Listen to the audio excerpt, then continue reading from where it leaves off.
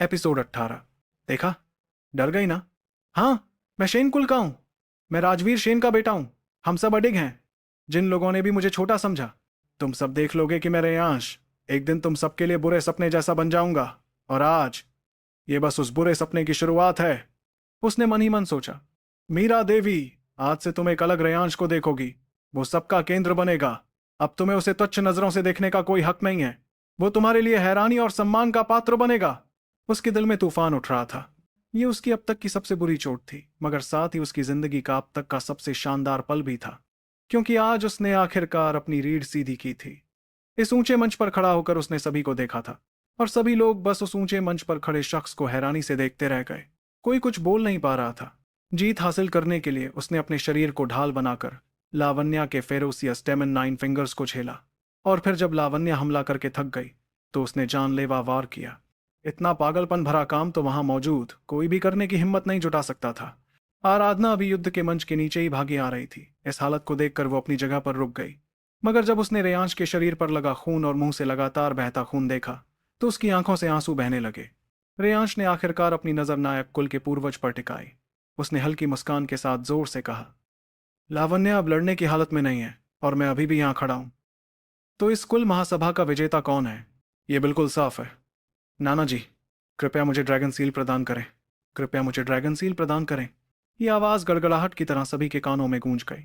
ये खून से लथपथ मगर अभी भी खड़ा लड़का, जिसकी आंखों की चमक अभी भी किसी को सामने से देखने की हिम्मत नहीं दे रही थी, आज से सभी के दिलों में गहराई से बस गया। नायक कुल के पूर्वज की आंखों में साफ संघर्ष दिख रहा था, मगर मंच पर खड़े उस लड़के की नजरों से वो बच नहीं सकते थे। और तभी अचानक एक नीली रोशनी तेजी से मंच की तरफ आई। साले कुत्ते, मेरे बेटे की जान वापस कर। ये कोई और नहीं बल्कि ड्रैगन नस्क क्षेत्र के 7वें स्तर के योद्धा यशवंत नायक थे। रेयांश ने कुल सभा में इतना बड़ा हंगामा खड़ा कर दिया था। यशवंत नायक भी नायक कुल में ही थे, तो उन्हें कैसे पता नहीं चलता? पहले जब रेयांश और लावण्या लड़ रहे थे तो उन्होंने खुद को रोका था, मगर अब जब रेयांश जीत गया और उसका कोई बचाव नहीं था तो वो तुरंत मंच पर कूद गए और हमला करके रेयांश की जान लेने चले। यशवंत नायक लावण्या से कहीं ज्यादा ताकतवर थे। उनकी शक्तियां लगभग ड्रैगन नस्क क्षेत्र के 8वें स्तर तक पहुंच चुकी थी। इस वक्त जब उन्होंने हमला किया तो पहाड़ जैसा दबाव रेयांश की तरफ आने लगा। जो लोग अभी सोच रहे थे कि रेयांश को ड्रैगन सील मिलेगी या नहीं, उन्होंने अचानक ये बदलाव देखा तो सभी चीखने लगे। और अभी अभी खतरे से बचा रेयांश फिर से पल भर में जानलेवा खतरे में आ गया। रेयांश ने पहले अपनी पूरी ताकत लावण्या से लड़ने में लगाई थी, इसलिए वो यशवंत नायक के खतरे को भूल गया था। या फिर उसने यशवंत नायक की उसके प्रति नफरत को कम आंका था। इसलिए जब यशवंत नायक ने हमला किया तो उसे पता चल गया कि इस बार तो वो पक्का मरा। पहले उसने सोचा था कि नायक कुल के पूर्वज उसे बचा लेंगे, मगर इस वक्त उसकी लापरवाही की वजह से नायक कुल के पूर्वज उससे काफी दूरी पर थे, और यशवंत नायक का हमला पूरी तरह छुप कर किया गया था, जिसकी किसी को उम्मीद नहीं थी। इस पल रेयांश एकदम खतरे में था, मगर अभी अभी लावण्या को हराया था तो उसके अंदर का खूंखारपन अभी भी जिंदा था। यशवंत नायक ने अचानक हमला किया, पूरी तेजी और बेरहमी के साथ। वो जानते थे कि रेयांश अब खत्म हो चुका है, इसलिए उन्होंने कोई बड़ी तकनीक इस्तेमाल नहीं की, मगर सिर्फ ड्रैगन नस्क क्षेत्र के 7वें स्तर की आध्यात्मिक शक्तियां ही रेयांश की सांस रोकने के लिए काफी थी। यशवंत नायक की मुट्ठी पल भर में आ पहुंची। रेयांश ने पागलों की तरह चीखते हुए लगातार 2 बार मीटियोर फिस्ट का इस्तेमाल किया, मगर फिर भी वो खून उगलते हुए उड़कर दूर जा गिरा। पूरे शरीर में तेज दर्द हो रहा था। फेरोसियस डेमन 9 फिंगर्स और यशवंत नायक के हमले के बाद रेयांश लगभग बेहोश होने वाला था, मगर इस दौरान यशवंत नायक ने उसे छोड़ा नहीं। जब उन्होंने देखा कि एक घूंसे से रेयांश मरा नहीं तो अगले ही पल वो फिर से रेयांश के सामने आ गए। कुत्ते, मर जा! अचानक एक ड्रैगन की दहाड़ सुनाई दी। रेयांश के पूरे शरीर को चकनाचूर कर देने वाला शक्तिशाली हमला सामने आ गया। इस वक्त रेयांश के होश लगभग उड़ चुके थे, उसकी नजर बहुत धुंधली हो गई थी। वो बस देख पा रहा था कि जैसे एक ड्रैगन की परछाई उसकी नजरों में बड़ी होती जा रही थी। मीटियोर फिस्ट से 10 गुना ज्यादा ताकतवर वो शक्ति पल भर में आ पहुंची। यह ड्रैगन सील है क्या? उसने नहीं सोचा था कि वो इतनी जल्दी मर जाएगा। सोचते सोचते उसे थोड़ा अफसोस हो रहा था, मगर कम से कम एक काम तो पूरा हो गया था। उस औरत को दिखा दिया था कि वो क्या है। राजवीर शेन की याद आई, साक्षी की याद आई, और तभी अचानक एक गर्म ऊर्जा उसके शरीर में बहने लगी। रेयांश को लगा कि वो थोड़ा होश में आ गया। उसने अपनी आंखें खोली और फिर उसने देखा कि उसके कान की साक्षी तलवार अचानक बड़ी हो गई, और उस परी जैसी शख्सियत ने फिर से उसकी नजरों में प्रवेश किया। रेयांश ने फिर से उसकी पीठ ही देखी, मगर इस बार पहले से ज्यादा साफ। महाअरण्य पर्वत से बाहर आते वक्त साक्षी ने अचानक साक्षी तलवार को छोटा करके उसे रेयांश के कान में छेद कर बाली की तरह लगा दिया था। उसने कहा था कि ऐसे ज्यादा छुपी रहेगी। रेयांश हंसते हंसते मान गया था। इस वक्त साक्षी को रेयांश की सुरक्षा की चिंता हुई तो उसने फिर से साक्षी तलवार को बड़ा किया और उसमें से बाहर आ गई। पहले तो सभी लोग सोच रहे थे कि रेयांश ड्रैगन सील के नीचे मर जाएगा, मगर और भी ज्यादा हैरानी की बात यह हुई कि उसके कान की बाली अचानक एक तलवार में बदल गई और फिर एक परी जैसी लड़की उसमें से बाहर आने लगी। बेवकूफ, तुम हमेशा मुझे परेशान करते हो। अगली बार ऐसा किया तो मैं तुम्हें नहीं बचाऊंगी। साक्षी की आवाज आई।